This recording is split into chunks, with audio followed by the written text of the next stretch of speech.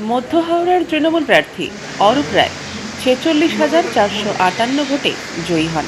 Actually 16-0 হওয়াটা আমরা 2011 সালেই আমরা দিদিকে বলেছিলাম, দিদি আমাদের আমতাটা দাও, তাহলে আমরা 16-0 করে তোমার হাতে তুলে দেবো। দিদি বলেছিলেন যে না, প্রণবদা আমাদের রিকোয়েস্ট করেছে, আমতাটা চেয়েছে, আমতাটা সেই কারণে কংগ্রেসকে ছেড়ে দেওয়া। তা সেই কংগ্রেস আমাদের সাপোর্টে জিতেছিল এবং গত নির্বাচনে 2016 সালে জিতেছিল অসংখ্য কংগ্রেস। এবারে আমরা সম্পূর্ণভাবে তৃণমূল কংগ্রেসের সিম্বলে আমরা 16টা আসনে লড়াই করেছি এবং 16টা আসনেই জিতেছি।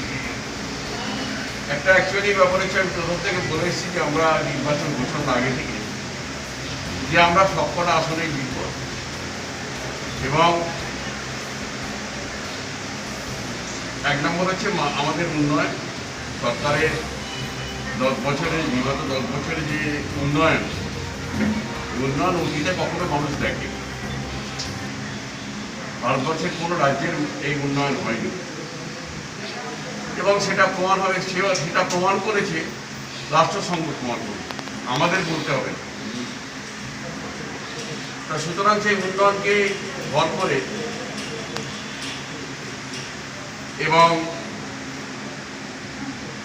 মানুষের মনটা আমরা উপলব্ধি করেছিলাম, বুঝেছিলাম, মানুষের মনের ভাবটা বুঝেছিলাম, সেই কারণে এতটা কনফিডেন্ট ছিলাম এবং যার ফলে আমরা বলতে পেরেছিলাম 16-0 আসনে আমরা জিতব এবং সেটা বাস্তবে রূপায়িত হয়েছে।